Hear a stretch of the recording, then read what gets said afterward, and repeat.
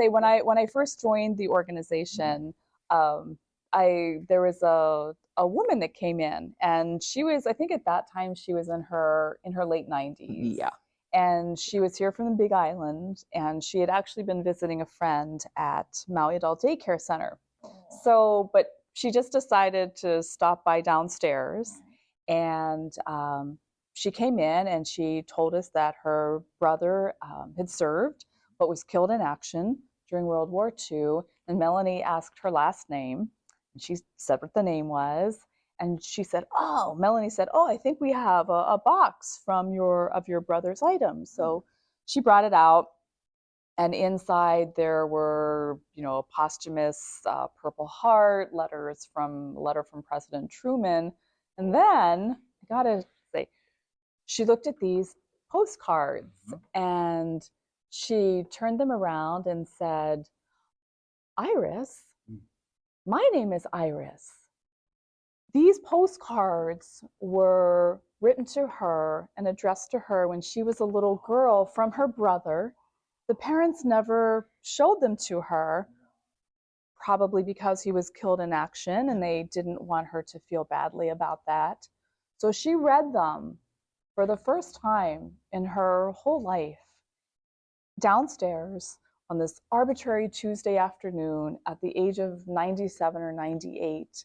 And I mean, truly, there was not a dry eye in the center of that afternoon. And, it was just so amazing to be a part of that and to be a part of that closure for her. And there are so many stories like that, but that was definitely one that stuck with me. And just to see the expression on her face when she saw her name and then when she read the letters. Yeah, so that is definitely one that sticks with me, which was a post-war story. Yeah, definitely. She was 97? She was 97 at the time. The first time she ever saw them. I think mine happened maybe not quite 10 years ago. The Okinawan Prefectural Museum was doing an exhibit on peace. It's a peace museum.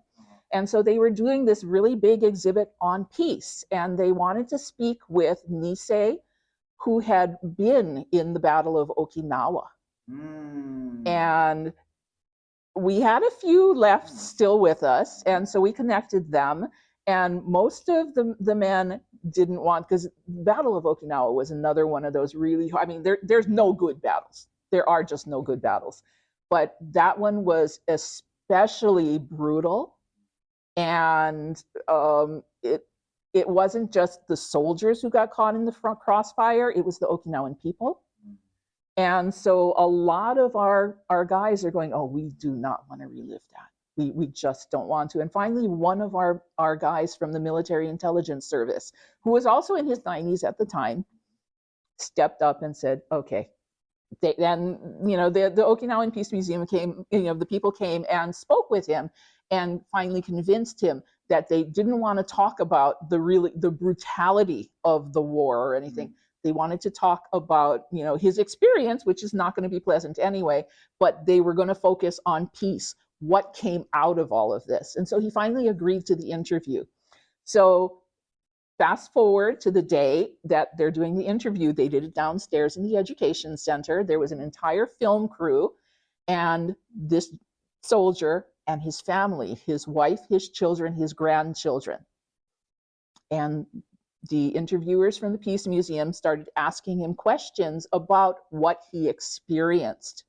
And he immediately broke down crying and started talking about, they would hear rustling at night, and the American soldiers would think they were the Japanese soldiers. The Japanese soldiers would think it was the American soldiers, and there would be crossfire.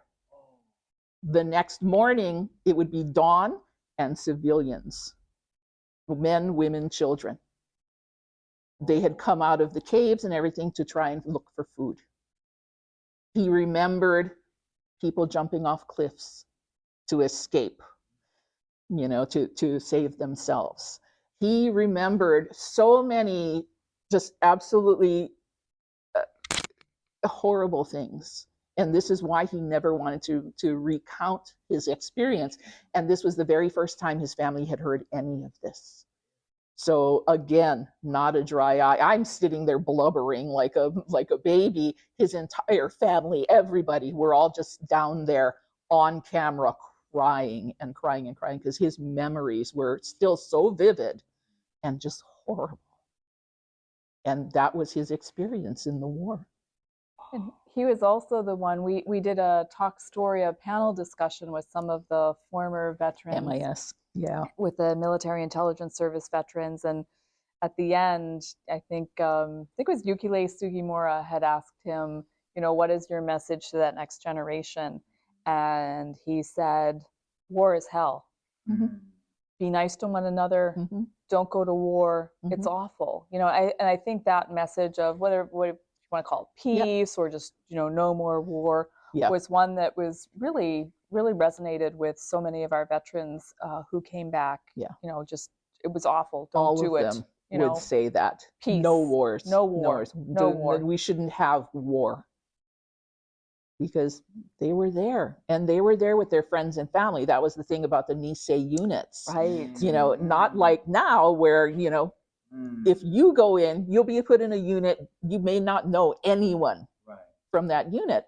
This is World War II. They were in the same unit as their family members, as their friends, everybody they went to school with. They had cousins. They knew everyone. Especially for the 100th, because the 100th came from Hawaii. Yeah, they were all. So they were all Hawaii. Friends and family. And to watch,